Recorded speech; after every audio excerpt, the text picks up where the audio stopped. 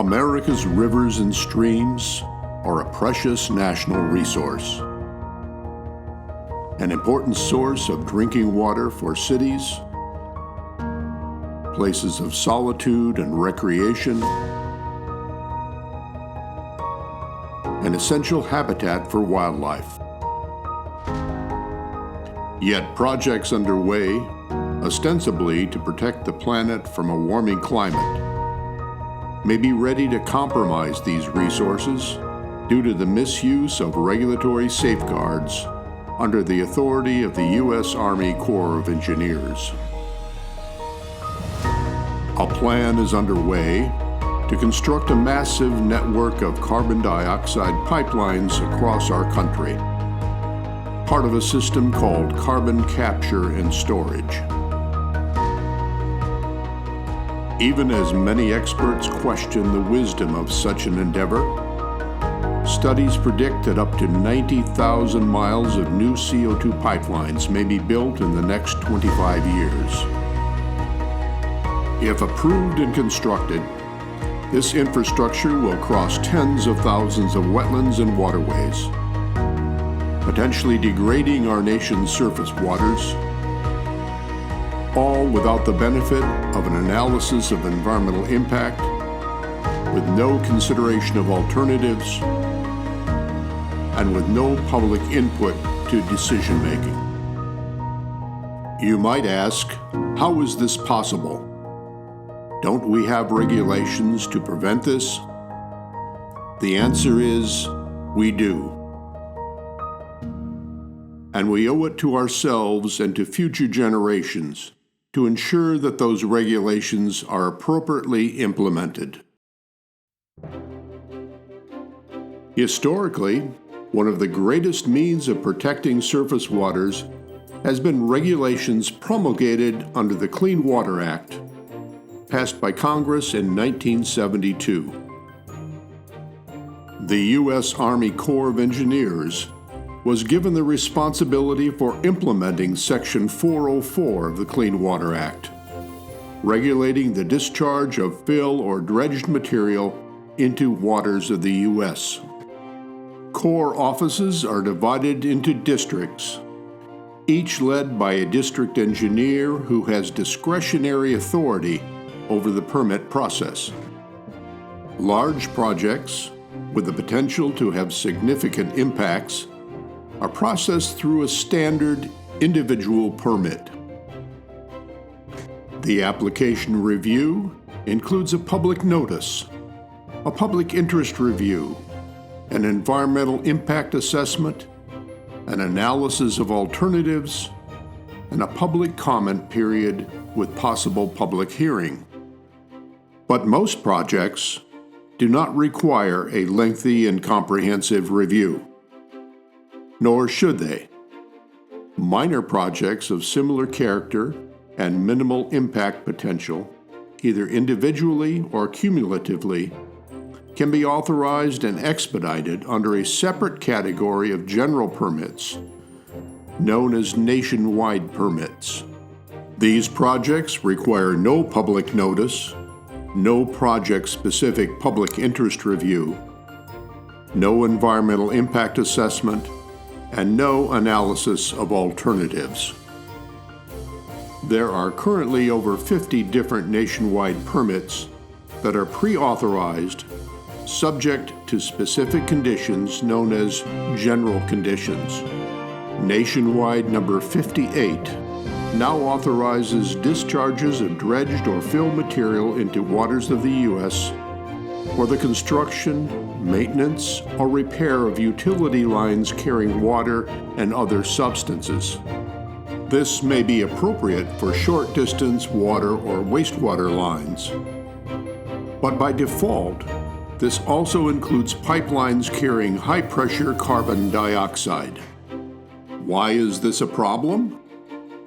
The authorization of Nationwide 58 did not take into account the unique impacts of carbon dioxide pipelines, nor the number and length of major pipeline projects being proposed.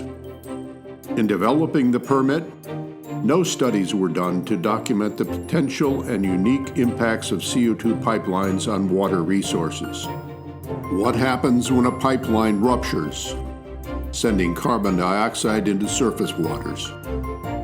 What about the toxic, cryogenic, or acidification effects of CO2 escaping into an aquatic environment? Or the increased erosion, sediment loads, and habitat fragmentation resulting from thousands of stream crossings, many in the same watershed? Using Nationwide 58 means that a project thousands of miles long can be permitted as a multitude of short projects, ignoring their significant and cumulative impacts on wetlands and waterways. That is, unless the district engineer exercises discretionary authority and treats these proposals as the major projects that they are. Unfortunately, this is not happening. In 2021, Navigator's CO2 Ventures began pre-application discussions with the Corps of Engineers regarding their proposed 1,342-mile CO2 pipeline. They plan to transport high-pressure CO2 from ethanol and fertilizer plants in 5 Midwestern states to an underground injection site in central Illinois. Citizens concerned about the project began submitting requests under the Freedom of Information Act in order to monitor the Corps review process. Over the ensuing months, it became clear that the project was moving ahead without detailed scrutiny. In February of 2023, Navigator submitted pre-construction notifications to the Corps, covering 1,839 crossings of waters of the U.S. under Nationwide Permit 58. Repeated requests were made for documentation that the district engineer had evaluated the cumulative impacts of the project, but none was ever provided. The district engineer could have exercised discretionary authority and processed Navigator's application as an individual permit, but did not. Over 1,000 letters were sent to the Corps opposing the use of Nationwide 58 on the project. But on June 22, 2023, the Corps was ready to authorize the 1,342-mile pipeline under an expedited Nationwide Permit 58. The Corps was ready to approve the Navigator pipeline as if it was 1,839 minor projects.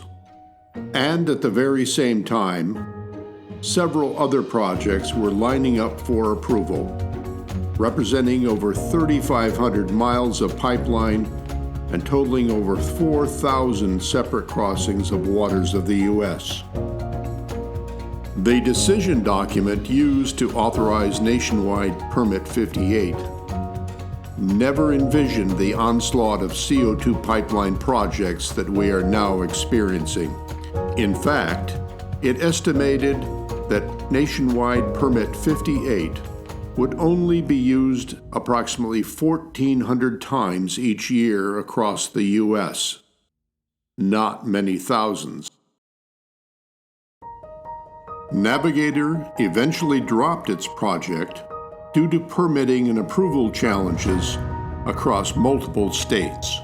However, with billions of dollars of tax incentives available, tens of thousands of miles of new CO2 pipelines are on the horizon.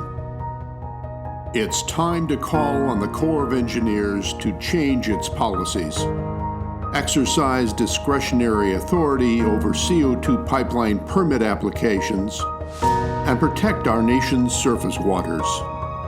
If you agree, join our campaign. Visit ecojusticecollaborative.org. Our nation's surface waters are too important to sacrifice for private projects and regulatory expediency. Make your voice heard, both for you and the generations that will follow.